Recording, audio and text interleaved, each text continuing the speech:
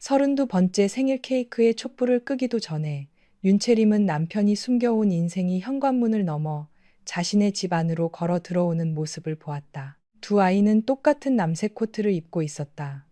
키도 비슷했고 둥글게 올라간 눈꼬리와 웃을 때 한쪽 볼에만 생기는 보조개까지 닮아 있었다.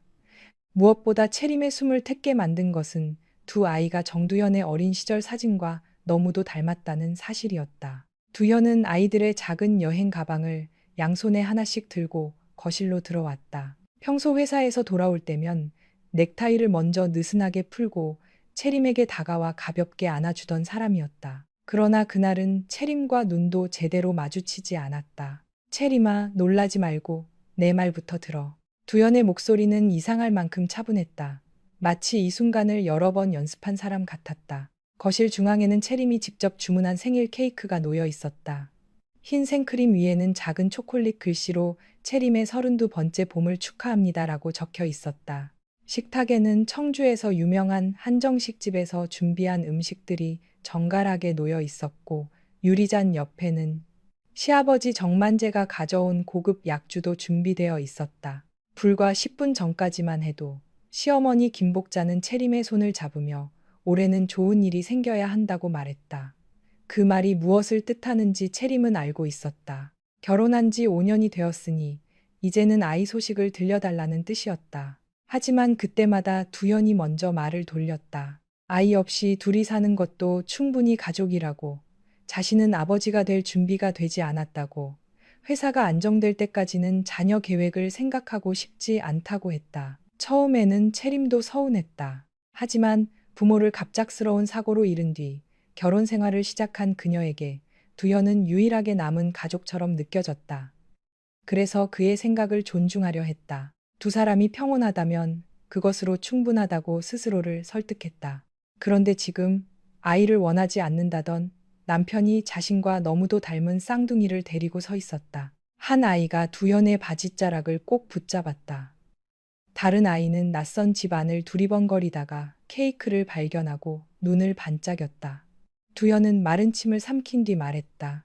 이 아이들은 예찬이와 예준이야. 배은솔 누나의 아들들이야.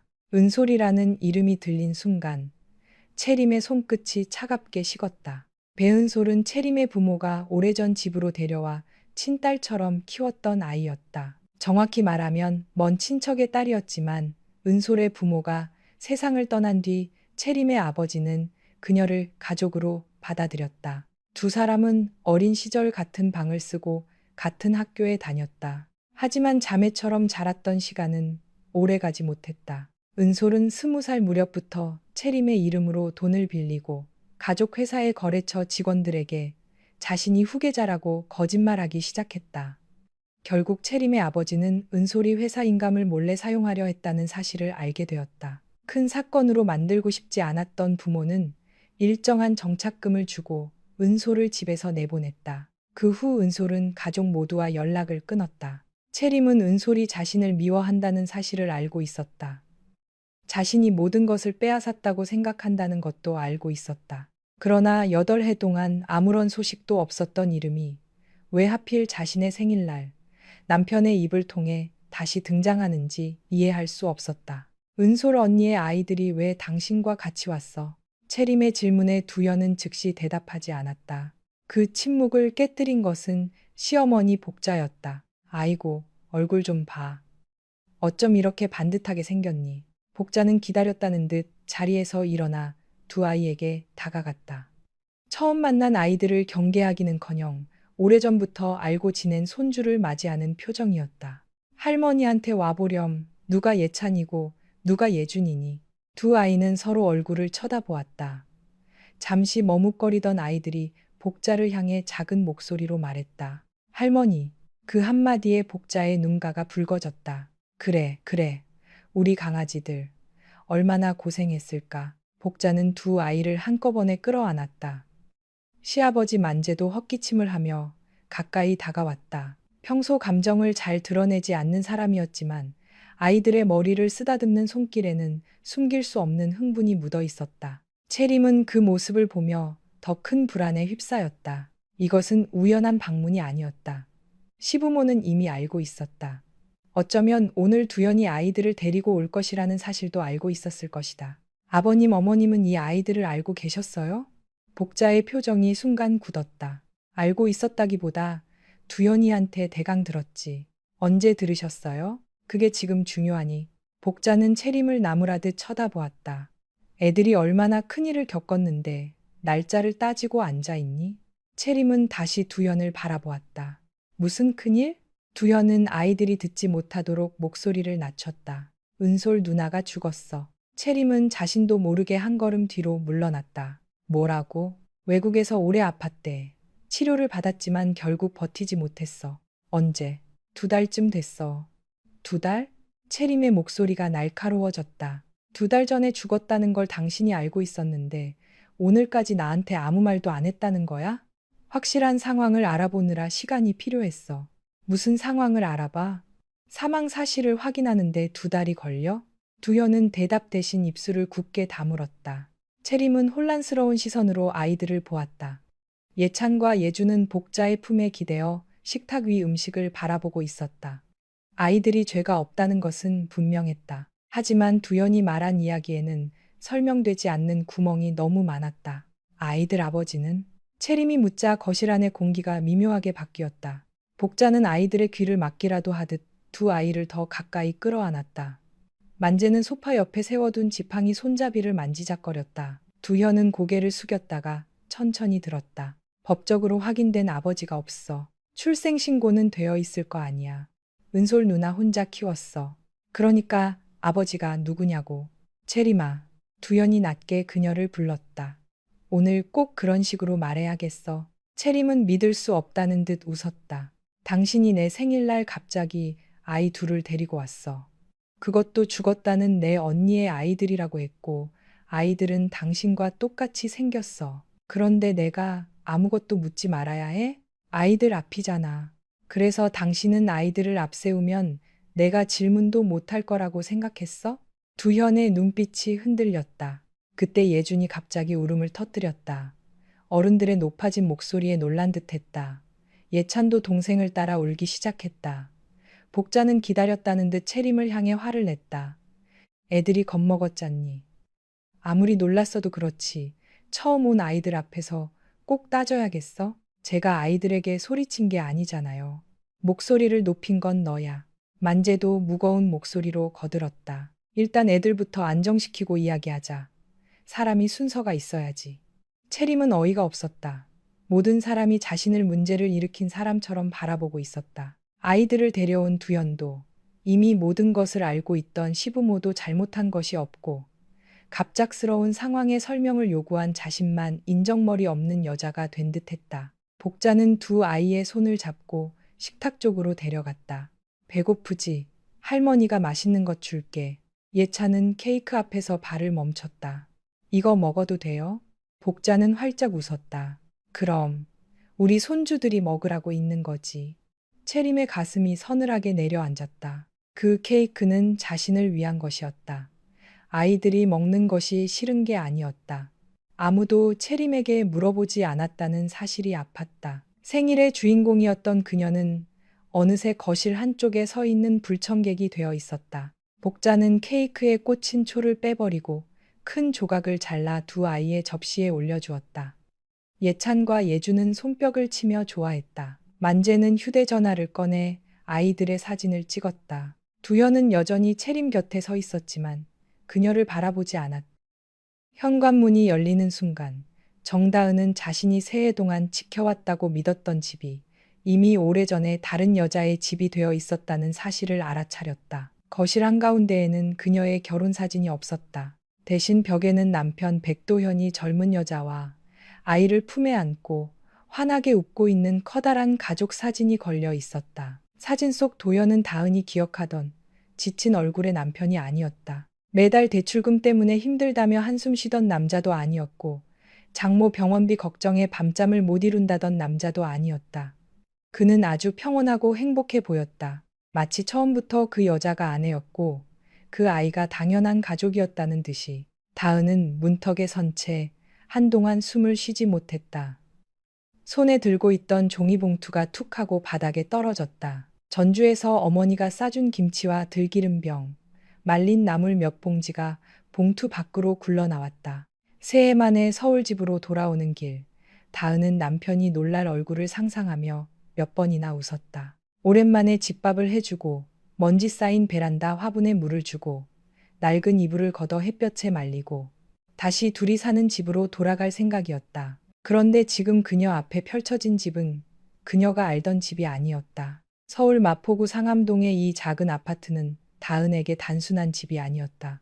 신혼 초 그녀와 도현이 함께 은행 대출을 받아 겨우 마련한 첫 보금자리였다. 거실 창밖으로는 월드컵 공원 쪽 하늘이 작게 보였고 밤이 되면 멀리 디지털 미디어 시티역 근처 불빛들이 흐릿하게 반짝였다. 넓지도 화려하지도 않았지만 다은은 이곳을 사랑했다. 커튼은 그녀가 직접 골랐다.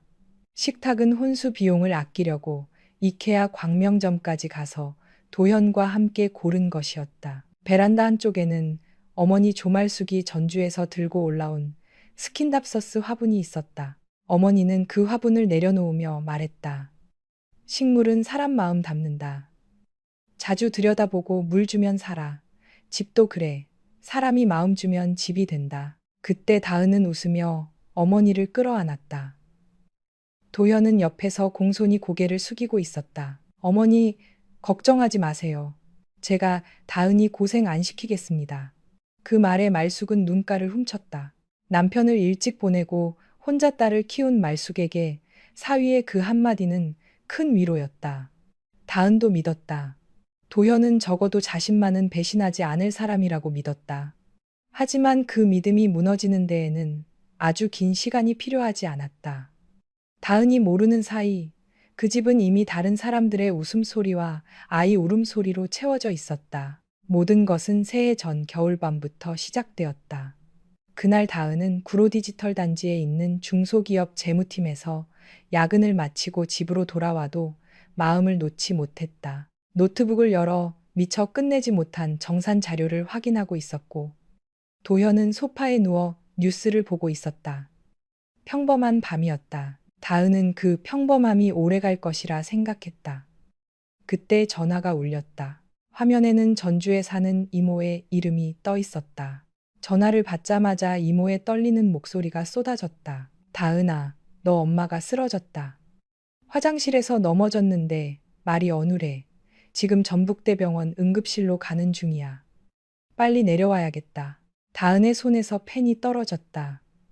몸이 먼저 얼어붙고 그 다음에 심장이 늦게 뛰기 시작했다. 도현은 놀라 자리에서 일어났다. 왜 그래? 장모님 무슨 일이야? 다은은 입술을 떨며 겨우 말했다. 엄마가 쓰러졌대. 병원으로 갔대. 나 내려가야 해. 도현은 그때 정말 좋은 남편처럼 행동했다. 바로 고속버스 시간을 알아보고 다은의 짐을 챙기고 어머니 병원에 전화해 상황을 확인했다. 새벽 버스를 타고 전주로 내려가는 동안 도현은 다은의 손을 꼭 잡고 있었다. 다은은 그 손을 붙잡은 채 울었다. 남편이 곁에 있다는 사실만으로도 세상이 완전히 무너지지는 않을 것 같았다. 말숙은 다행히 목숨은 건졌지만 뇌졸중 후유증으로 한쪽 팔과 다리가 약해졌다.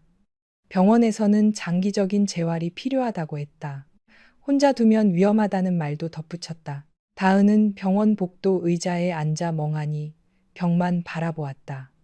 서울의 직장, 아파트 대출, 남편, 병든 어머니가 한꺼번에 그녀를 양쪽에서 잡아당기는 것 같았다. 그때 도현이 따뜻한 캔커피를 손에 쥐어주며 말했다. 당분간 어머니 곁에 있어. 회사는 사정 말하고 정리하면 되잖아. 집 대출은 내가 어떻게든 해볼게. 다은은 고개를 들었다. 당신 혼자 어떻게 감당해? 나도 벌어야지. 우리 아직 대출 많이 남았잖아.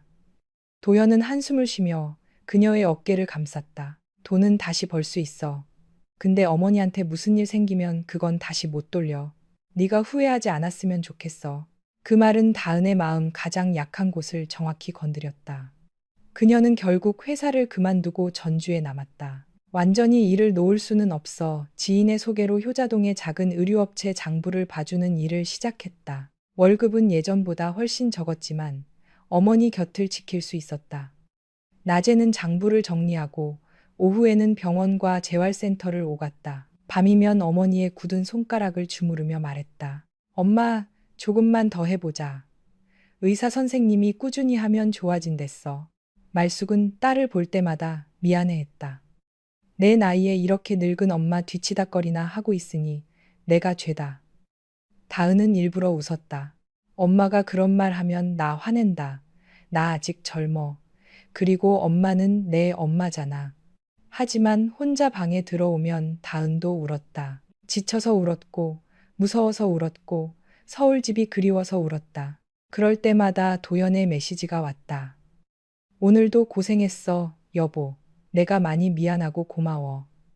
다은은 그 짧은 문장 하나에 다시 버텼다. 매달 월급을 받으면 가장 먼저 도현에게 돈을 보냈다. 적게는 80만 원, 많게는 150만 원까지 보냈다. 송금 메모는 늘 같았다. 아파트 대출 보태. 도현은 매번 답했다. 역시 우리 다은이밖에 없다. 사랑해. 다은은 그 말을 믿었다. 자신은 전주에서 어머니를 돌보고 도현은 서울에서 집을 지키고 있다고 생각했다. 둘은 잠시 떨어져 있을 뿐 마음은 여전히 한 집에 살고 있다고 믿었다. 그런데 시간이 갈수록 도현은 전주에 내려오는 횟수가 줄었다. 처음에는 한 달에 한 번 오겠다던 사람이 두 달에 한 번, 세 달에 한 번으로 멀어졌다. 이유는 늘 그럴듯했다. 은행 지점 실적 압박이 심하다. 고객 상담이 밀렸다. 감사가 나온다. 몸이 너무 안 좋다. 다은은 그 말을 의심하지 않았다. 의심이 처음 생긴 것은 어느 비 오는 밤이었다. 다은은 어머니가 잠든 뒤 도연에게 영상 통화를 걸었다. 화면 속 도연은 거실에 앉아 있었다. 그런데 배경이 어딘가 낯설었다. 커튼 색이 달라 보였고 소파 위에는 다은이 모르는 쿠션이 놓여 있었다.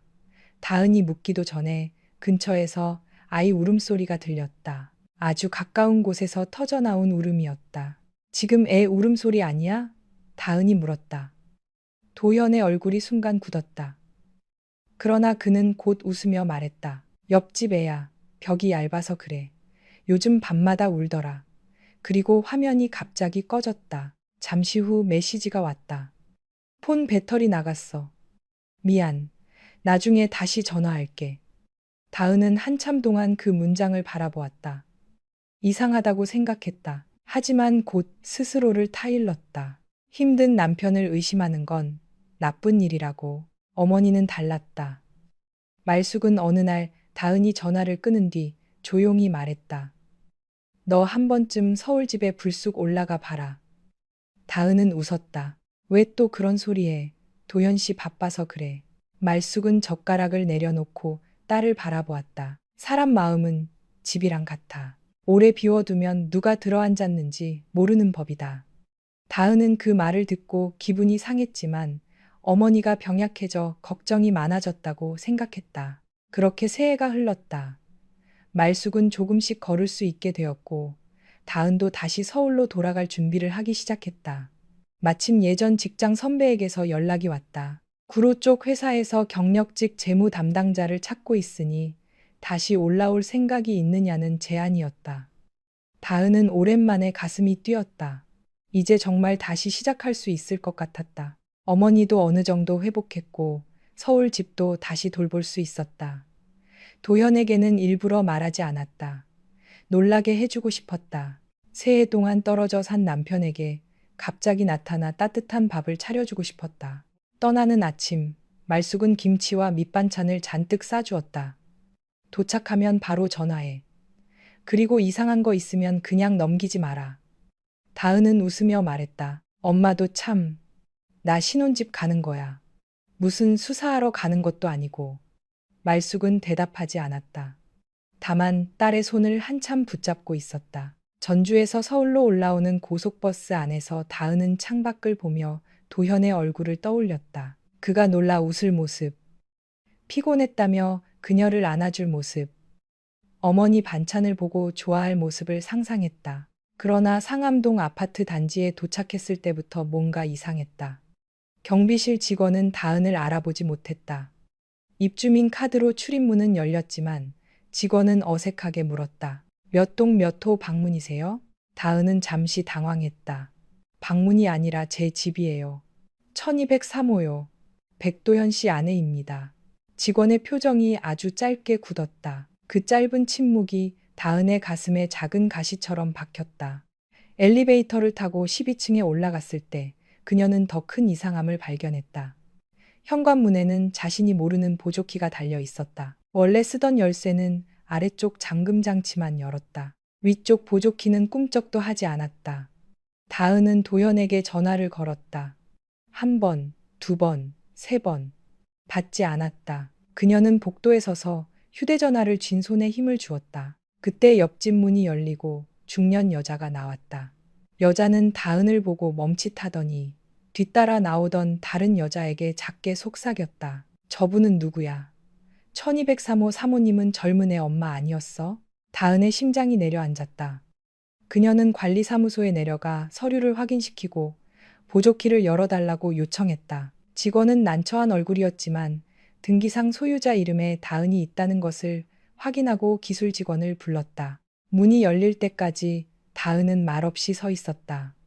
머릿속에서는 수많은 생각이 엉켰지만 어느 하나도 끝까지 이어지지 않았다. 문이 열린 순간 낯선 냄새가 먼저 밀려 나왔다. 섬유 유연제 냄새, 아기 로션 냄새, 여자 향수 냄새가 섞여 있었다. 다은의 집에서는 한 번도 나지 않았던 냄새였다. 신발장에는 크림색 구두가 놓여 있었고 그 옆에는 작은 아이 운동화가 있었다. 거실 바닥에는 장난감 자동차가 굴러다녔고 식탁 위에는 젖병과 아기 물티슈가 놓여 있었다. 그녀가 고른 커튼은 사라지고 연분 홍색 커튼이 걸려 있었다. 베란다 쪽을 보니 어머니가 주고 간 화분은 말라 비틀어진 채 구석에 밀려 있었다. 다은은 천천히 거실로 들어갔다. 그리고 벽에 걸린 사진 앞에서 완전히 멈춰섰다. 백도현, 낯선 여자, 그리고 아이, 세 사람은 너무 자연스럽게 가족이었다. 그 자연스러움이 다은을 더 깊이 찔렀다. 그때 안방 문이 열렸다. 젊은 여자가 수건을 들고 나오다가 다은을 보고 멈칫했다. 그녀는 잠시 놀란 얼굴을 했지만 곧 예의 바른 미소를 지었다. 어머, 누구세요? 도연 씨 찾으러 오셨어요? 지금 아이 데리고 병원 갔는데 곧 올 거예요. 다은은 그 여자를 바라보았다. 여자는 집안의 모든 것을 너무 편하게 사용하고 있었다. 그녀의 말투, 옷차림, 발걸음, 식탁 위에 수건을 내려놓는 손짓까지 모두 이 집에 오래 산 사람의 것이었다. 다은은 겨우 입을 열었다. 아요? 여자는 조금 의아한 듯 웃었다. 네, 우리 아들요. 아, 혹시 전주에 계신다는 도연 씨 누나분이세요? 말씀 많이 들었어요. 어머니 돌보느라 고생 많으시다고. 순간 다은의 귀에서 모든 소리가 멀어졌다. 누나. 도연은 자신을 아내가 아니라 누나라고 말해 놓았다. 여자는 계속 말했다. 저는 오예리예요. 도현 씨랑 같이 살고 있어요. 아직 정식으로 인사드릴 기회가 없어서요. 다은은 벽에 걸린 사진을 다시 보았다. 그리고 천천히 여자에게 시선을 돌렸다. 목 안쪽에서 뜨거운 것이 올라왔지만 그녀는 삼켰다. 지금 울면 안 된다는 생각이 이상할 만큼 또렷했다. 지금 소리를 지르면 도현은 또 거짓말을 만들 것이다. 그래서 다은은 묻기로 했다. 최대한 차갑고 조용하게. 여기서 산지 얼마나 됐어요? 예리는 잠시 망설였다. 아주 짧은 망설임이었다. 아이가 생기고 나서부터요. 혼자 있으면 힘들다고 도연 씨가 들어오라고 했어요. 도연 씨가 책임감이 강하잖아요. 그때 안방 쪽에서 아이 울음소리가 들렸다. 예리는 급히 들어갔다가 2살쯤 되어 보이는 남자아이를 안고 나왔다. 아이는 졸린 눈으로 다은을 바라보았다. 아이의 눈매와 콧대가 도연을 닮아 있었다. 다은은 그 얼굴을 보는 순간 마지막으로 붙잡고 있던 희망 하나가 끊어지는 소리를 들었다. 예리는 아이 등을 토닥이며 부드럽게 말했다. 인사해야지. 전주 고모님이래. 고모님. 그 말이 다은의 가슴을 찢었다. 새해 동안 그녀가 보내준 돈은 아파트 대출금으로만 쓰이지 않았을 것이다. 젖병, 기저귀, 병원비, 장난감, 이 여자의 생활비, 이 아이의 생일상. 그녀가 전주에서 어머니 약값을 아끼고 낡은 운동화를 고쳐 신으며 보낸 돈이 이 집의 웃음이 되었을 것이다. 다은은 아이를 바라보다가 고개를 들었다. 벽에 걸린 사진 속 도현은 여전히 웃고 있었다. 마치 아무 잘못도 없다는 듯이. 그 순간 현관 비밀번호 누르는 소리가 들렸다. 삐삐삐. 예리의 얼굴이 환해졌다. 도현 씨 왔나 봐요. 다은은 천천히 몸을 돌렸다. 심장은 미친 듯이 뛰고 있었지만 목소리는 놀라울 만큼 낮고 차분했다. 그래요. 나도 기다리고 있었어요. 도어록이 열리는 짧은 전자음이 거실에 퍼지는 동안 정다은은 자신도 모르게 손을 꽉 움켜쥐었다. 지금 이 문을 열고 들어올 남자는 그녀가 새해 동안 그리워한 남편이었다. 동시에 이 집에서 다른 여자와 아이를 데리고 살았던 남자이기도 했다. 그 두 얼굴이 한 사람이라는 사실이 아직도 믿기지 않았다. 현관문이 열리고 백도연이 들어왔다. 그는 한 손에 편의점 봉투를 들고 있었다.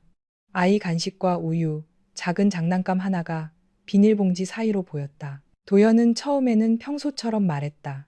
예리야, 준서열은 좀 내려갔어? 그러다 거실 한가운데 서 있는 다은을 보고 그대로 굳었다. 그의 얼굴에서 피가 빠져나가는 것이 눈에 보일 정도였다. 손에 들고 있던 봉투가 바닥으로 떨어졌다. 우유팩 하나가 굴러나와 식탁 다리에 부딪혔다. 도연의 시선은 다은에게서 예리에게로, 다시 다은에게로 흔들렸다. 그 짧은 순간 그는 이미 수십 가지 변명을 떠올리고 있는 사람처럼 보였다. 다은아. 그 이름이 그의 입에서 나오는 순간 오예리의 얼굴이 굳었다. 그녀는 아이를 품에 안은 채 도현을 바라보았다. 다은아, 지금 뭐라고 불렀어? 도현은 대답하지 못했다. 다은은 그 모습을 보며 이상하게 마음이 차분해지는 것을 느꼈다. 분노가 너무 깊어지면 오히려 소리가 나오지 않는다는 것을 그때 처음 알았다.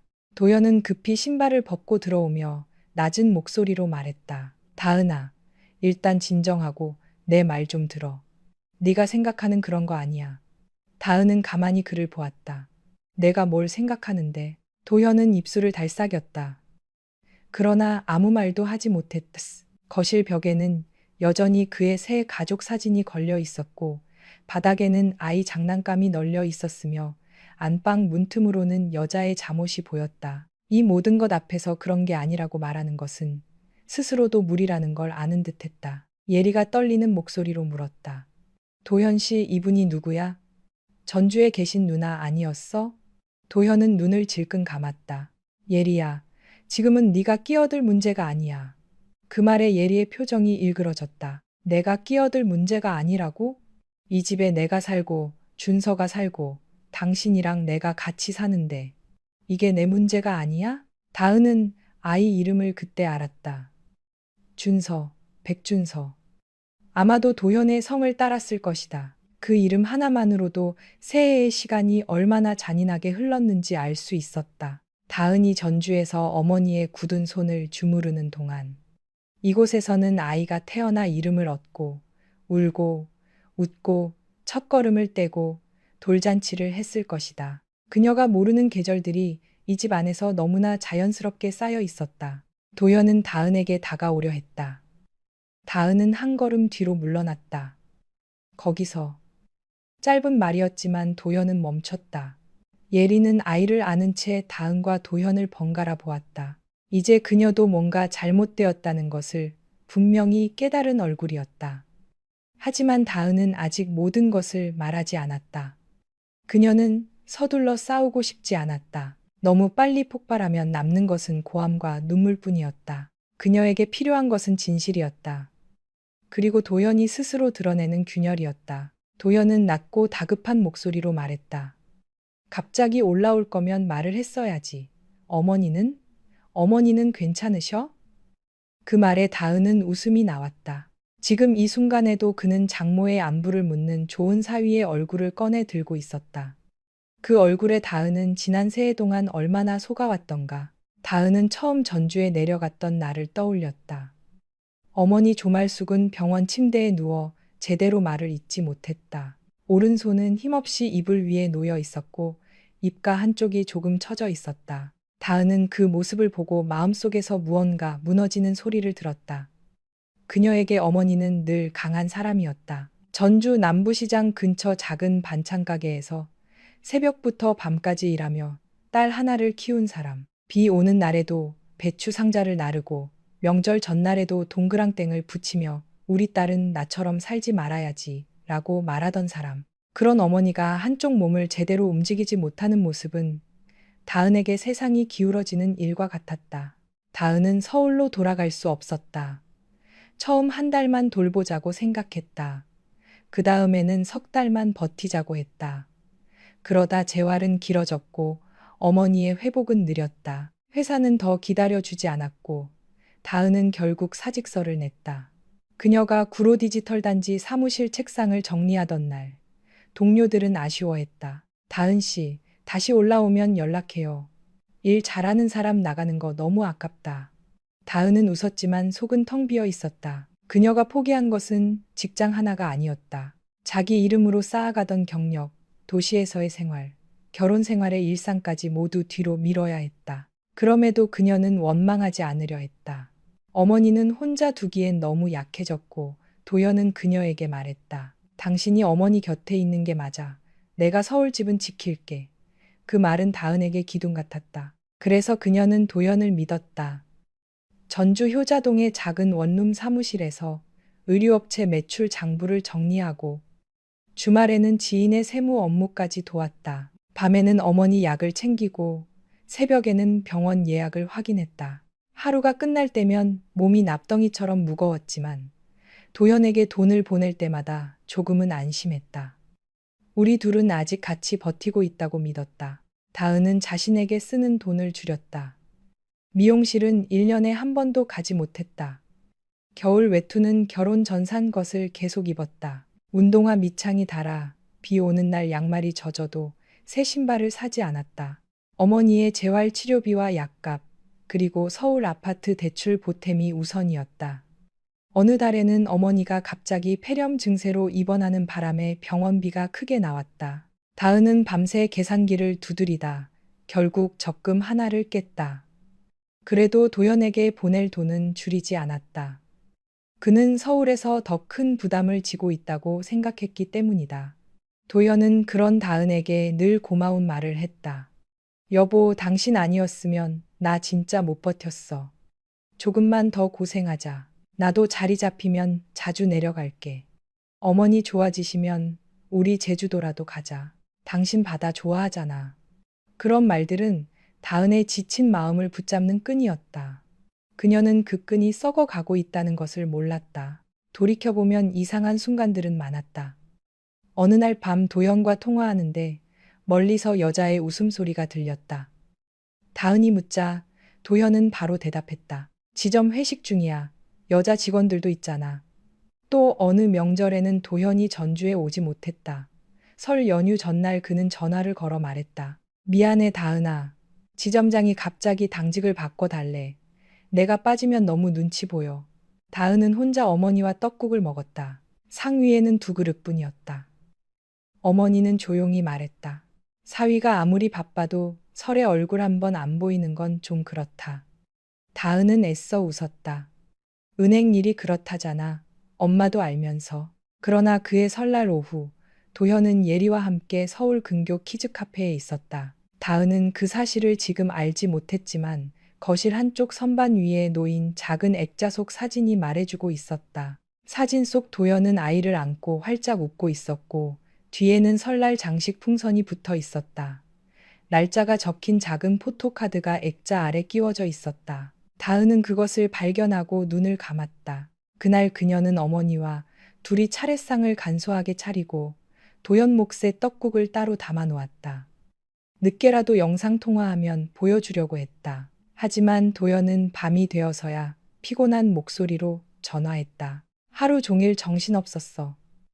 미안해. 다은은 그때도 말했다. 괜찮아. 일인데 뭐. 괜찮아. 그 말이 얼마나 많은 거짓을 덮어주었는지 이제야 알 것 같았다. 도연은 거실에서 여전히 다은의 눈치를 보고 있었다. 예리는 아이를 달래다 말고 도연에게 소리쳤다. 말해봐. 이분이 정말 당신 누나야? 왜 이분이 당신을 그렇게 봐? 왜 당신은 이분 이름을 그렇게 불러? 도현은 얼굴을 문지르며 낮게 말했다. 예리야, 일단 준서 데리고 방에 들어가 있어. 예리는 믿을 수 없다는 듯 웃었다. 또 나만 모르는 척하라고? 내가 언제까지 그래야 하는데? 다은은 그 말에 예리를 바라보았다. 또? 짧은 질문이었다. 예리의 눈동자가 흔들렸다. 도현은 급히 끼어들었다. 다은아, 너 지금 예리 말 듣고 오해하지 마. 얘가 애 키우느라 예민해서 그래. 다은은 도현의 얼굴을 보았다. 그는 여전히 상황을 통제할 수 있다고 믿는 사람처럼 굴고 있었다. 새해 동안 다은을 전화기 너머에 묶어놓았던 것처럼 예리도 집안에 묶어두고 있었을 것이다. 한쪽에는 병든 어머니를 돌보는 아내를, 다른 한쪽에는 아이를 낳은 여자를. 그는 두 여자가 서로 만나지만 않으면 모든 것이 계속될 거라고 믿었을 것이다. 다은은 식탁 위에 놓인 젖병을 바라보았다. 젖병 옆에는 대형마트 영수증이 있었다. 분유, 기저귀, 유아용 세제, 아기 과자, 이유식 재료, 결제 카드 끝자리 숫자가 눈에 익었다. 도현이 생활비 카드라며 들고 다니던 바로 그 카드였다. 다은이 매달 돈을 보내면 도현은 대출 이자 때문에 빠듯하다고 했다.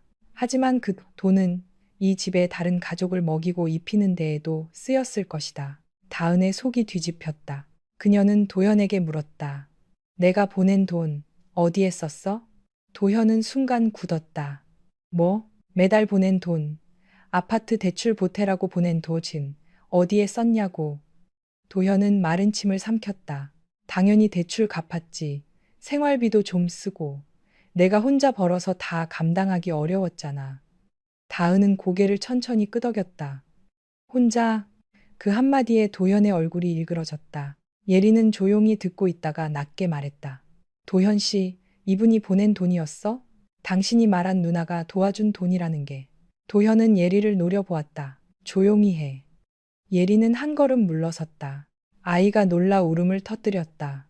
그 울음소리에 다은의 가슴이 다시 흔들렸다. 아이는 아무 잘못이 없었다. 이 상황에서 가장 아무것도 모르는 존재였다. 그래서 더 잔인했다. 죄 없는 아이의 얼굴 뒤에 도현의 죄가 숨어 있었다. 다은은 천천히 베란다 쪽으로 걸어갔다. 말라버린 스킨답서스 화분이 눈에 들어왔다.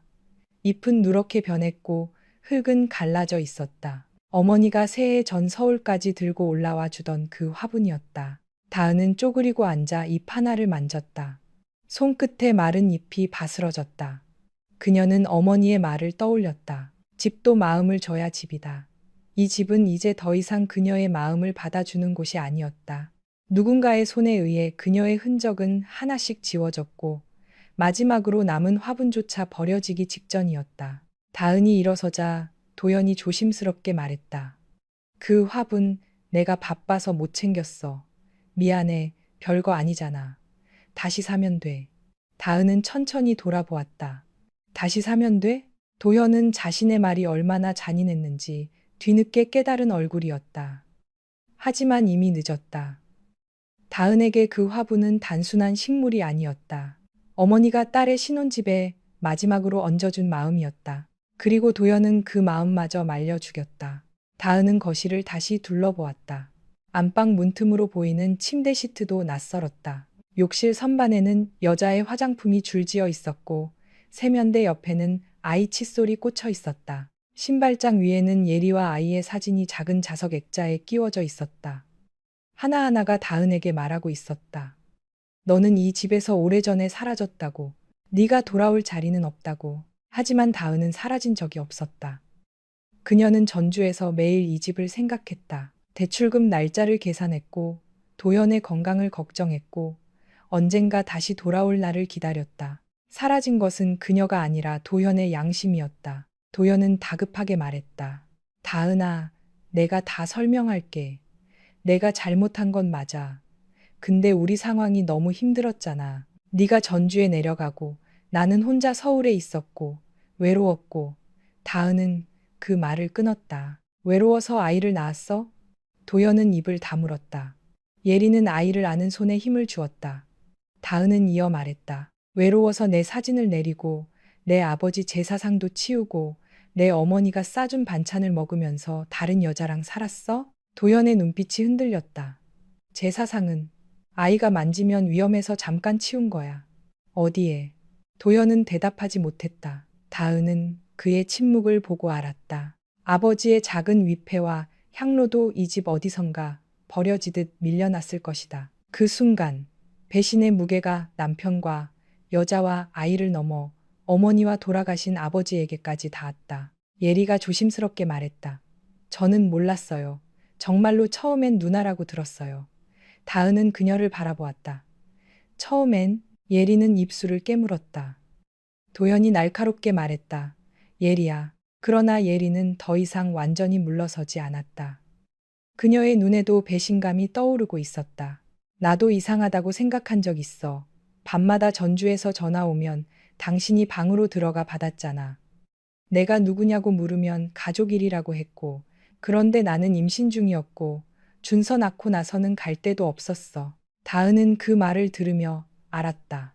예리는 완전한 피해자도 완전한 가해자도 아니었다. 그녀는 의심했지만 모른 척했고 불안했지만 편한 쪽을 선택했다. 그 선택은 도현의 거짓말 위에서 이루어졌지만 다은의 고통 위에 놓인 것이기도 했다. 도현은 머리를 감싸 쥐었다. 그만해. 둘 다 그만하라고. 지금 이렇게 몰아붙이면 뭐가 해결돼? 다은은 그를 똑바로 보았다. 나는 해결하러 온 게 아니야. 확인하러 온 거야. 내가 새해 동안 뭘 믿고 살았는지. 그녀는 가방에서 휴대전화를 꺼냈다. 손가락은 떨렸지만 얼굴은 차분했다. 그녀는 어머니에게 전화를 걸까 하다가 멈췄다. 말숙에게 지금 이 사실을 바로 알릴 수는 없었다. 어머니의 약한 심장이 이 충격을 견딜 수 있을지 두려웠다. 대신 다은은 집안을 천천히 살폈다. 서랍 수납장, 베란다 구석, 도연이 당황해 따라붙었다. 뭐 하는 거야? 다은은 대답하지 않았다. 작은 창고로 쓰던 베란다 수납함을 열자 먼지 쌓인 상자 몇 개가 나왔다. 그중 하나에는 그녀의 글씨로 아버지 제사 물품이라고 적혀 있었다. 상자는 반쯤 찢어져 있었고 안에는 향로와 작은 액자, 낡은 가족 사진이 아무렇게나 들어 있었다. 다은은 그 앞에서 한동안 움직이지 못했다. 도현이 변명했다. 정리하다가 그렇게 된 거야. 일부러 그런 게 아니야. 다은은 조용히 액자를 꺼내 먼지를 닦았다. 사진 속 아버지는 오래전 모습 그대로 웃고 있었다. 다은은 속으로 말했다. 아빠, 내가 너무 늦게 왔어. 그 상자 밑에서 접힌 서류 봉투 하나가 미끄러져 나왔다. 다은은 무심코 그것을 집어들었다. 봉투 겉면에는 낯선 이름이 적혀 있었다. 오상필. 그리고 그 아래 전주시 완산구의 한 토지 주소가 적혀 있었다. 다은의 손끝이 차갑게 식었다. 그 주소는 어머니가 끝까지 팔지 않겠다고 했던 전주 외곽의 작은 밭이었다. 아버지가 남긴 마지막 땅. 말숙이 무슨 일이 있어도 이건 지켜야 한다고 말하던 땅이었다. 다은이 봉투를 열려는 순간 도현이 급히 다가와 그것을 빼앗으려 했다. 그건 네가 볼 거 아니야. 그 말이 모든 것을 말해 주었다. 다은은 봉투를 품에 안고 도연을 바라보았다. 왜? 내 엄마 땅인데 내가 보면 안 되는 이유가 뭐야? 거실은 다시 얼어붙었다. 예리의 얼굴도 하얗게 질렸다. 아이의 울음소리만 낮게 이어졌다. 다은은 그 순간 깨달았다. 이 배신은 단순한 외도가 아니었다. 도연은 그녀의 자리만 빼앗은 것이 아니었다. 어머니의 마지막 안전망까지 건드렸을지도 모른다. 그리고 그날 정다은의 마음속에서 남편을 향한 마지막 미련이 조용히 죽었다. 정다은은 서류 봉투를 품에 안은 채 한 걸음 뒤로 물러섰다. 백도현의 손은 허공에서 멈췄고 그의 얼굴에는 처음으로 분명한 두려움이 떠올랐다. 외도 사실을 들킨 남자의 당황과는 달랐다. 그것은 더 깊고 더 어두운 곳을 들킨 사람의 표정이었다. 다은은 그 표정을 보고 확신했다. 이 봉투 안에는 단순한 착오나 우연이 들어있지 않았다. 내놔. 도현의 목소리가 낮아졌다. 조금 전까지 변명하던 남편의 얼굴은 사라지고 이제 그는 잃어버리면 안 되는 물건을 되찾으려는 사람처럼 보였다. 다은은 그를 똑바로 보았다. 왜 이렇게 겁내? 내가 보면 안 되는 거야? 너 지금 제정신 아니야. 갑자기 올라와서 집 뒤지고 사람들 앞에서 난리치고 이제는 남의 서류까지. 남의 서류?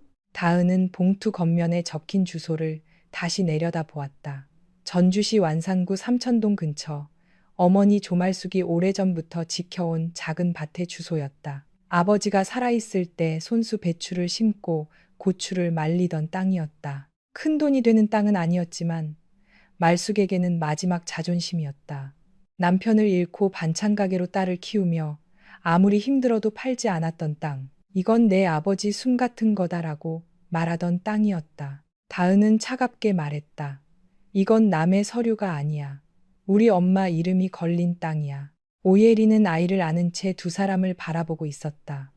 준서는 어른들의 날카로운 목소리에 놀라 울음을 그치지 못했다. 예리는 아이 등을 두드리며 도현에게 물었다. 도현 씨, 저 땅 얘기 뭐야? 당신이 말한 그 땅이야? 다은의 눈이 예리에게로 향했다. 당신도 알고 있었어요? 예리의 입술이 떨렸다. 그녀는 바로 대답하지 못했다. 그 짧은 침묵만으로도 다은은 어느 정도 답을 들은 것 같았다. 예리는 완전히 몰랐던 사람이 아니었다. 적어도 전주에 있는 땅이라는 말은 들었고 그것이 도현의 돈 문제와 연결되어 있다는 사실도 어렴풋이 알고 있었을 것이다. 도현은 예리를 향해 날카롭게 말했다. 너는 방에 들어가 있으라고 했잖아. 예리가 울먹이며 맞섰다. 나도 알아야지.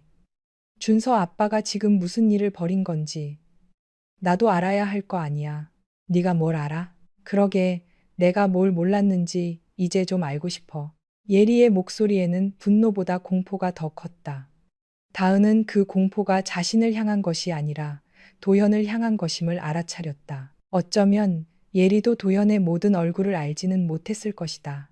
그러나 그렇다고 해서 그녀가 깨끗해지는 것은 아니었다. 다은의 집에서 살며 다은이 보낸 돈으로 아이를 키우고 다은의 존재를 의심하면서도 편리한 거짓말에 기대어 온 시간은 사라지지 않았다. 다은은 봉투를 열었다. 도연이 다시 다가오려 하자 그녀는 단호히 말했다. 한 발짝만 더 오면 경찰 부를 거야. 도현은 멈췄다. 그의 턱 근육이 굳었다. 다은은 봉투 안에서 접힌 서류들을 꺼냈다. 계약서 사본, 위임장, 인감증명서 복사본, 토지대장 일부가 들어 있었다. 글씨가 눈에 들어오는 순간 다은은 숨이 막혔다. 매매 계약서, 매도인 조말숙, 매수인 오상필, 매매 대금 2억 4천만 원. 그리고 어머니의 서명, 그러나 그 서명은 이상했다. 어머니의 글씨와 비슷하게 흉내낸 듯 했지만 획이 어색했고 끝이 지나치게 흔들렸다. 뇌졸중 이후 말숙은 오른손에 힘이 잘 들어가지 않았다. 병원 접수증에 이름 석자 쓰는데도 시간이 오래 걸렸다. 그런데 이 계약서의 서명은 마치 누군가 급하게 손을 잡고 끌어 쓴 것처럼 보였다. 다은의 손이 떨렸다. 이거 뭐야? 도연은 시선을 피했다. 그건 어머니가 동의하신 일이야. 우리 엄마가? 그래, 어머니도 알고 계셨어. 병원비 필요하고 재활비 계속 들어가니까. 다은은 웃었다. 기가 막혀서 나온 웃음이었다. 병원비? 재활비? 그 돈 내가 냈어. 내가 밤마다 장부 보고 주말마다 세무 서류 정리해서 냈어. 엄마 약값 아끼지 않으려고 내 옷 한 벌 안 사고 살았어. 그런데 무슨 병원비? 도현은 대답하지 못했다. 대신 짜증 섞인 숨을 내쉬었다. 너 혼자 다 감당한 것처럼 말하지 마. 나도 힘들었어. 아파트 대출, 생활비, 네가 내려간 뒤 혼자 버틴 거. 혼자. 다은은 거실을 둘러보았다. 젖병, 아이 신발, 여자의 화장품, 가족 사진. 이 모든 것이 도현의 혼자였다. 이게 당신이 말한 혼자였어? 도현의 얼굴이 붉어졌다. 말꼬리 잡지 마. 상황이 복잡했다고 했잖아. 다은은 계약서를 다시 내려다 보았다. 매수인 이름 오상필. 그녀에게는 낯선 이름이었다. 하지만 예리의 얼굴을 보는 순간 문득 떠오르는 것이 있었다. 예리가 조금 전 도연을 부르기 전 휴대전화 화면에 뜬 이름. 상필 오빠. 다은은 예리를 바라보았다. 오상필이 누구예요?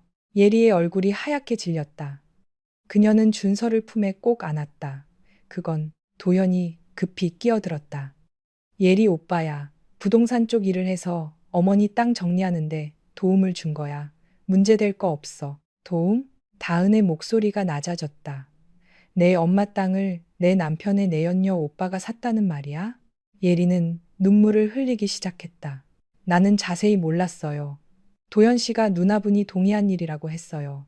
어머니가 치료비 때문에 땅을 팔기로 했고 우리 오빠가 급하게 사주는 거라고. 누나분? 다은은 그 말을 반복했다. 이제 모든 거짓말의 구조가 보였다. 도연은 예리에게 자신을 누나라고 소개했고 어머니의 땅도 가족 간 합의가 끝난 일처럼 꾸몄다. 말숙에게는 다른 말을 쓸 것이다. 병원 서류라거나 복지 신청 서류라거나 재산세 정리라거나. 다은은 새해 전부터 쌓인 작은 이상함들이 한꺼번에 이어지는 것을 느꼈다. 어머니가 한 번 말한 적이 있었다. 도연이 전주에 내려와 주민센터와 병원에 함께 다녀왔다고. 그때 말숙은 고마워했다. 사위가 바쁜데도 나 같은 늙은이 서류까지 챙겨주더라. 다은도 고마워했다. 도연을 자랑스럽게 생각했다. 그런데 그날 그가 챙긴 것은 어머니가 아니라 어머니의 땅이었을지도 모른다. 다은은 휴대전화를 꺼내 계약서와 서류들을 빠르게 촬영했다. 도현이 달려들듯 움직였다. 그거 찍지 마. 다은은 뒤로 물러나며 말했다. 왜? 떳떳하면 찍혀도 되잖아. 그건 개인정보야. 내 엄마 개인정보야. 도현은 이를 악물었다. 다은아, 너 지금 감정적으로 굴면 우리 다 망해. 이거 이미 끝난 일이야. 계약도 됐고 돈도 오갔어. 네가 이제 와서 문제 삼아 봐야 어머니만 힘들어져. 그 말에 다은의 속에서 분노가 끓어올랐다. 그는 여전히 어머니를 방패로 쓰고 있었다.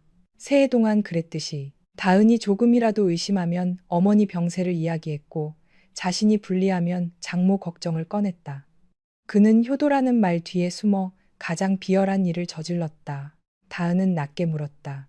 돈은 어디로 갔어? 도연은 대답하지 않았다. 2억 4천만 원. 계약서에 그렇게 적혀 있네. 우리 엄마는 그 돈 받은 적 없어. 통장에도 없어. 집에도 없어. 그 돈 어디 갔어? 예리가 도연을 바라보았다. 그녀도 처음 듣는다는 얼굴이었다.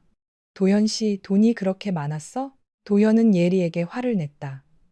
너는 좀 가만히 있으라고. 준서가 다시 울음을 터뜨렸다. 예리는 아이를 안고 방으로 들어가려 했지만 다은이 조용히 말했다. 아니요. 당신도 들으세요. 당신이 이 집에서 살았으면 이 집이 어떻게 유지됐는지도 들어야죠. 예리는 멈췄다. 그녀의 눈에는 수치심과 억울함이 뒤섞여 있었다. 저도 속았어요. 다은은 그녀를 똑바로 보았다. 속은 사람이 남의 결혼 사진 내려간 벽에 자기 가족 사진을 걸어요? 예리는 입을 다물었다. 그 한마디는 예리의 모든 변명을 막았다. 그녀가 몰랐던 부분이 있더라도 알고도 외면한 부분 역시 있었다. 안방에 놓인 부부 침대, 신발장에 나란히 놓인 신발, 명절 사진, 아이의 돌잔치 사진. 이 모든 것은 우연히 생긴 것이 아니었다. 그때 현관문 밖에서 강한 노크 소리가 들렸다. 쾅쾅쾅. 세 사람 모두 동시에 문 쪽을 바라보았다. 예리의 얼굴이 굳었다. 휴대전화가 그녀의 손에서 미끄러질 뻔했다. 밖에서 남자의 목소리가 들렸다. 예리야, 문 열어, 오빠야. 오상필이었다. 도연은 낮게 욕을 내뱉었다. 네가 불렀어? 예리는 떨리는 목소리로 말했다. 아까 무서워서 전화했어. 집에 이상한 사람이 왔다고. 다은은 헛웃음이 나왔다. 이상한 사람. 자기 집에 돌아온 아내가 이상한 사람이 되어 있었다. 도현은 예리를 노려보며 말했다. 왜 일을 더 크게 만들어? 문 밖에서 다시 소리가 났다. 백도현 씨 안에 있는 거 다 알아. 문 열어. 우리 얘기 좀 합시다. 다은은 문 쪽으로 걸어갔다. 도연이 팔을 잡으려 했지만 그녀는 세게 뿌리쳤다. 손대지 마. 그리고 문을 열었다. 문 밖에는 30대 후반쯤 되어 보이는 남자가 서 있었다. 키가 크고 어깨가 넓었지만 눈빛은 날카롭고 계산적이었다. 그는 다은을 보자 아주 짧게 멈칫했다. 그 반응만으로도 다은은 알았다. 오상필은 그녀를 처음 보는 사람이지만 그녀의 존재는 알고 있었다. 정다은 씨. 다은은 차갑게 물었다. 내 이름도 안 해요. 상필은 헛기침을 하며 안으로 들어왔다. 동생한테 얘기는 들었습니다. 집안일이 좀 복잡하게 된 것 같은데 딱 문제는 감정적으로 건드릴 일이 아닙니다. 서류상 문제 없어요. 다은은 문을 닫고 그를 바라보았다. 내가 아직 아무 말도 안 했는데 딱 문제부터 꺼내네요. 상필의 눈썹이 꿈틀했다. 도연은 불안한 얼굴로 둘 사이에 섰다. 상필 씨, 오늘은 그냥 가세요. 내가 정리할게요. 정리요? 다은은 도연의 말을 끊었다. 당신이 정리해서 이 모양이 됐잖아. 상필은 다은을 위아래로 훑어보았다. 그의 태도에는 노골적인 무시가 섞여 있었다. 정다은 씨, 어머니가 직접 서명하셨고 계약금과 잔금도 처리됐습니다. 이제 와서 가족 간의 마음 바뀌었다고 계약 뒤집을 수 있는 문제 아닙니다. 괜히 법적으로 가면 서로 피곤해져요. 돈을 누구한테 줬는데요. 다은의 질문에 상필은 순간 입을 다물었다. 우리 엄마 계좌에 들어온 돈이 없어요. 현금으로 줬다고 할 건가요? 상필은 곧장 대답했다. 어머니가 현금으로 원하셨습니다. 다은은 웃었다. 뇌졸중 후유증으로 오른손도 제대로 못 쓰는 사람이 현금 2억 넘는 돈을 원했다고요? 그 돈을 어디에 보관했는지는요. 그건 제가 알 바 아니죠. 그럼 왜 그렇게 잘하는 척했어요? 상필의 얼굴이 굳었다. 예리는 불안하게 오빠를 바라보았다. 오빠, 진짜 돈 줬어? 나한테는 그냥 서류 정리 도와준 거라고. 상필이 예리에게 소리쳤다. 넌 빠져. 그 순간 다은은 휴대전화를 식탁 위에 뒤집어 놓았다. 녹음 버튼은 이미 눌려 있었다. 그녀는 변호사 친구인 한지민에게 보내기 위해 모든 대화를 남기고 있었다. 지민은 대학 시절부터 다은의 가장 가까운 친구였고 지금은 서초동에서 일하는 변호사였다. 사실 다은은 집에 들어오기 전부터 이상한 상황이 생길 것을 대비해 지민에게 메시지를 보내둔 상태였다. 혹시 몰라. 나 서울 집에 갑자기 올라왔어. 뭔가 이상하면 연락할게. 그리고 지금 다은은 그 뭔가 이상한 일의 한가운데 서 있었다. 도연은 다은의 휴대전화 쪽으로 시선을 던졌다. 그의 눈빛이 흔들렸다. 너 설마 녹음하고 있어? 다은은 대답하지 않았다. 상필의 표정도 변했다. 녹음은 불법 아닙니까? 다은은 차분히 말했다. 내가 대화 당사자면 녹음할 수 있는 걸로 아는데요. 걱정되면 변호사한테 물어보세요. 그 말에 도연이 처음으로 완전히 당황했다. 다은은 예전처럼 울면서 매달리거나 따지기만 하는 사람이 아니었다. 새해 동안 어머니 병간호를 하며 그녀는 약해진 것이 아니라 단단해져 있었다. 다만 그 단단함을 보여줄 일이 없었을 뿐이다. 상필은 목소리를 낮췄다. 좋습니다. 원하는 게 뭡니까? 돈입니까? 다은은 그를 노려보았다. 내가 돈 때문에 이러는 것처럼 보여요? 대부분은 그렇죠. 감정적으로 시작해도 결국 돈 얘기로 끝납니다. 다은은 한 걸음 가까이 다가갔다. 그 땅은 우리 엄마가 마지막까지 지키려던 곳이에요. 아버지가 남긴 땅이고 엄마가 평생 버틴 이유였어요. 당신들한테는 싸게 넘길 수 있는 부동산일지 몰라도 우리한테는 돌아갈 곳이었어요. 상필은 대답하지 않았다. 예리는 고개를 숙였고 도현은 입술을 깨물었다. 그 침묵 속에서 다은은 자신이 더 이상 혼자 울고 참던 사람이 아니라는 것을 느꼈다. 배신은 그녀를 무너뜨렸지만 동시에 눈을 뜨게 했다. 잠시 후 다은의 휴대전화가 진동했다. 화면에는 한지민의 메시지가 떠 있었다. 서류 사진 모두 보내. 지금 당장 그 집에서 나와. 대화 녹음은 저장하고 몸싸움 절대 하지 마.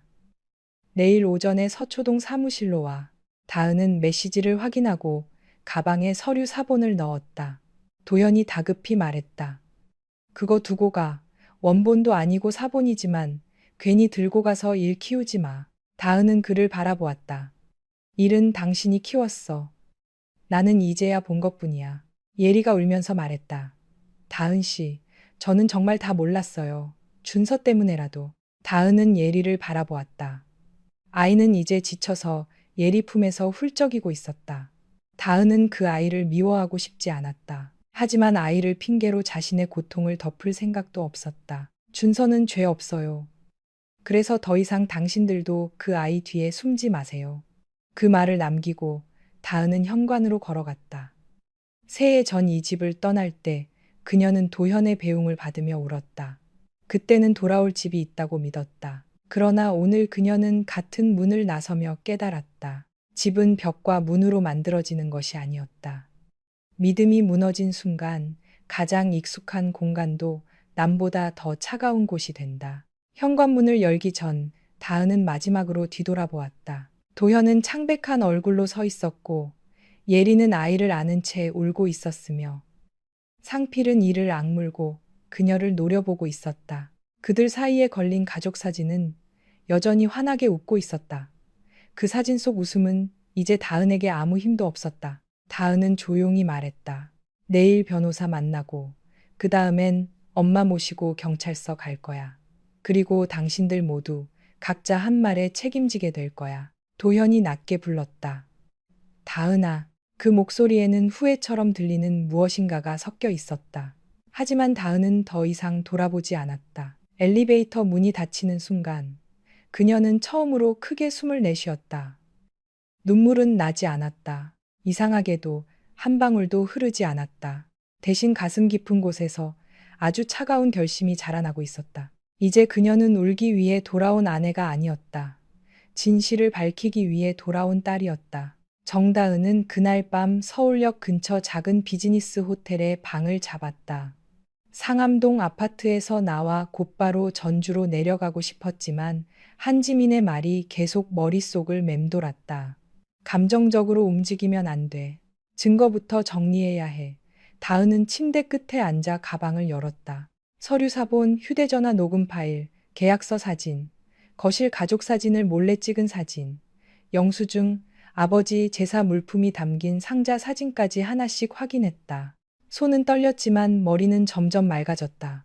이상한 일이었다. 몇 시간 전까지만 해도 남편의 외도 앞에서 심장이 찢어지는 것 같았는데 이제는 울 시간조차 아까웠다. 그녀에게는 무너질 권리보다 지켜야 할 책임이 먼저 남아 있었다. 어머니의 땅, 아버지의 기억, 새해 동안의 노동과 돈, 그리고 자신의 이름. 그 모든 것을 백도연의 거짓말 속에 그냥 묻어둘 수는 없었다. 휴대전화가 울렸다. 도현이었다. 다은은 받지 않았다.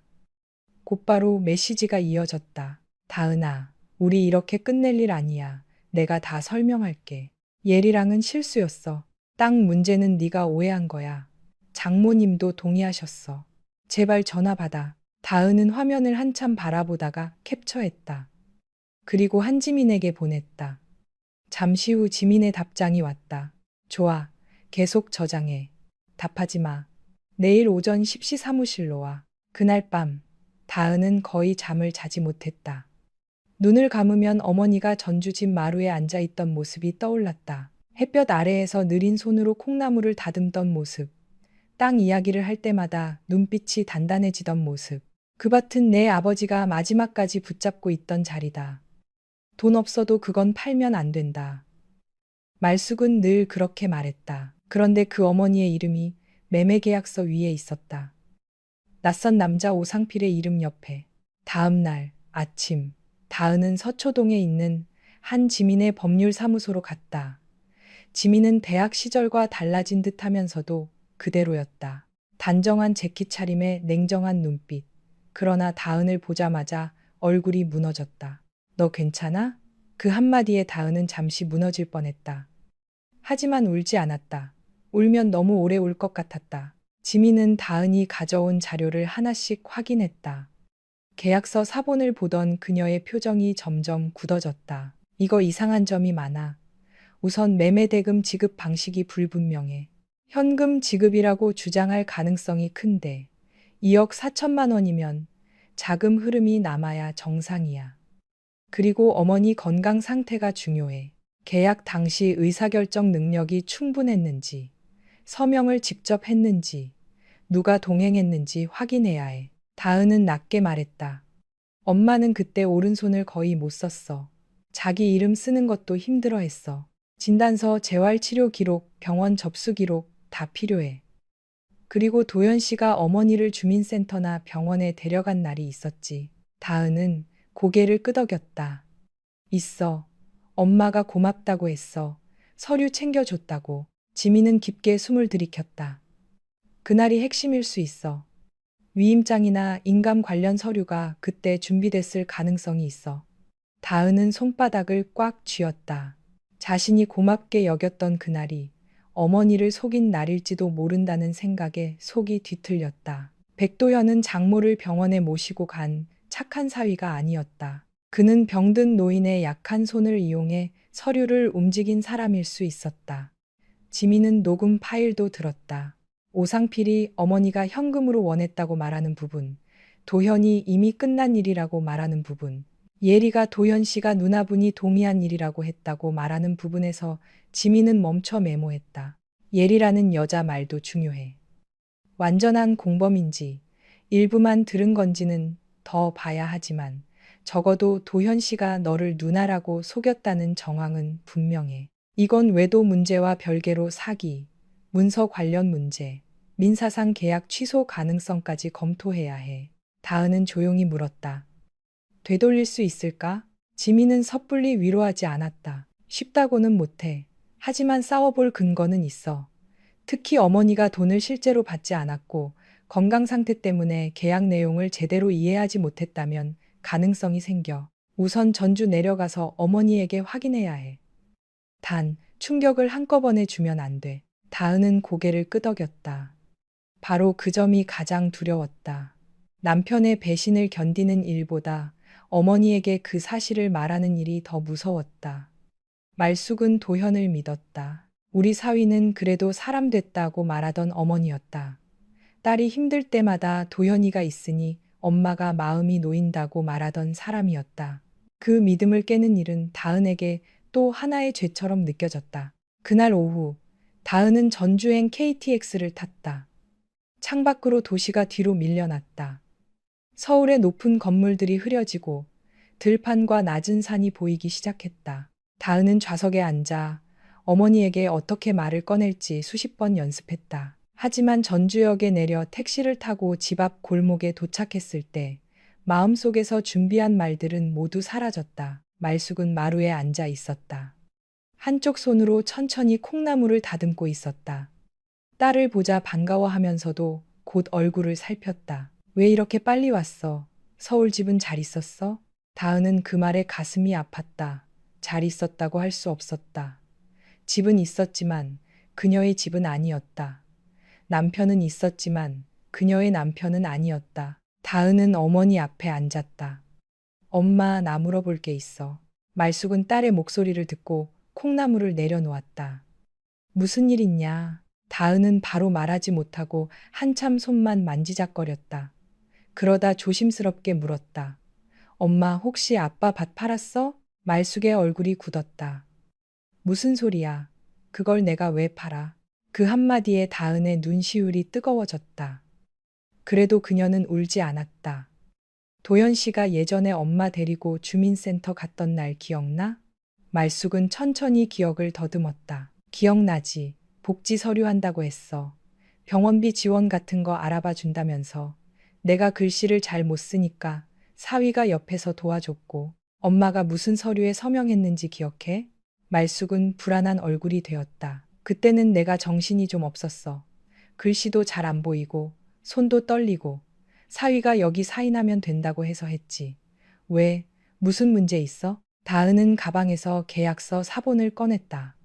말숙은 처음에는 글씨를 제대로 읽지 못했다. 다은이 천천히 설명하자 말숙의 얼굴에서 핏기가 사라졌다. 내가 땅을 팔았다고? 그 목소리는 너무 약했다.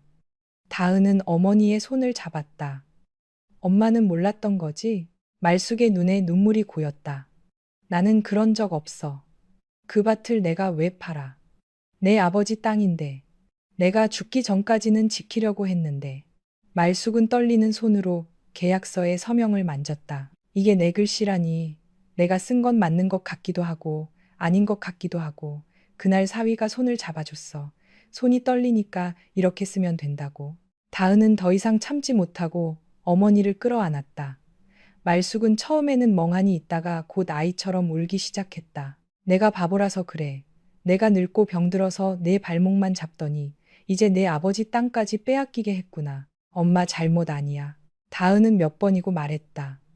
엄마 잘못 아니야. 속인 사람이 나쁜 거야. 그러나 말숙은 쉽게 진정하지 못했다. 그날 밤 다은은 어머니의 혈압을 몇 번이나 확인했다.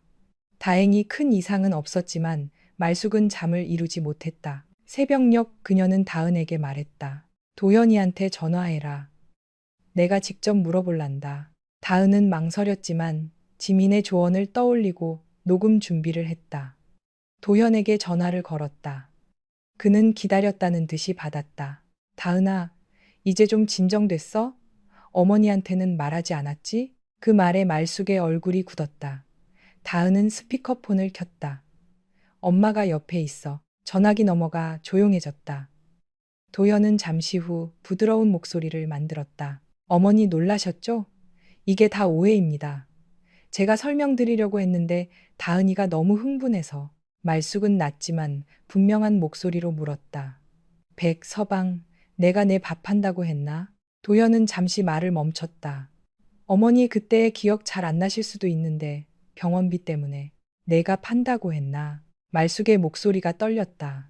하지만 이번에는 약해서가 아니라 분해서였다. 도현은 숨을 삼켰다. 어머니가 서명하셨잖아요. 네가 복지 서류라 했다. 그 말이 떨어지자 전화기 너머에서 도현의 숨소리가 거칠어졌다. 어머니, 그렇게 말씀하시면 안 되죠. 제가 언제, 말숙은 눈물을 흘리며 말했다. 내가 늙고 병들었다고 내 기억까지 다 죽은 줄 알았냐? 내가 내 손 잡고 사인하라 했다. 글씨가 흔들리니까 괜찮다고 했다. 나는 병원비 지원받는 줄 알았다. 다은은 휴대전화를 꽉 쥐었다. 도연은 더 이상 다정한 사위의 목소리를 유지하지 못했다. 어머니, 지금 누가 옆에서 시켜서 그러시는 거죠?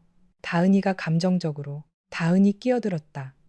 아직도 엄마를 이용하려고 해? 도현은 낮게 말했다. 다은아, 너 정말 이렇게까지 할 거야? 우리 부부 일이잖아. 아니, 이제는 사기 문제야. 그 말에 도현은 침묵했다. 그리고 아주 낮은 목소리로 말했다. 너 후회할 수도 있어. 다은은 차갑게 대답했다. 후회는 지난 새해 동안 충분히 했어. 이제는 내가 할 차례야. 전화를 끊은 뒤 다은은 녹음 파일을 저장해 지민에게 보냈다. 지민은 바로 답했다. 이건 중요해. 내일 병원 기록, 주민센터 방문 기록, 인감 발급 기록 확인하자. 경찰 상담도 진행 가능해. 다음 날부터 다은은 어머니와 함께 움직였다. 전북대병원에서 당시 진료 기록과 후유장애 관련 자료를 발급받았고, 재활센터에서는 말숙의 손기능 평가 기록을 확인했다. 주민센터에서는 당시 인감증명서 발급 내역과 위임 관련 서류를 요청했다. 모든 과정은 느리고 복잡했지만 다은은 포기하지 않았다. 며칠 뒤 결정적인 사실이 드러났다. 계약서상 잔금 지급일과 같은 날 오상필의 계좌에서 거액이 빠져나간 기록은 있었지만 말숙의 계좌로 들어온 돈은 없었다. 대신 백도현 명의의 한 계좌에 여러 차례 나뉘어 돈이 입금된 정황이 확인되었다. 지민은 그 자료를 보며 말했다. 이제 그림이 더 분명해졌어. 오상필, 백도현. 그리고 예리가 어느 정도 알고 있었는지 따져야 해. 다은은 조용히 물었다. 예리도 처벌받을까? 지민은 신중히 답했다. 알고 가담했으면 가능하지.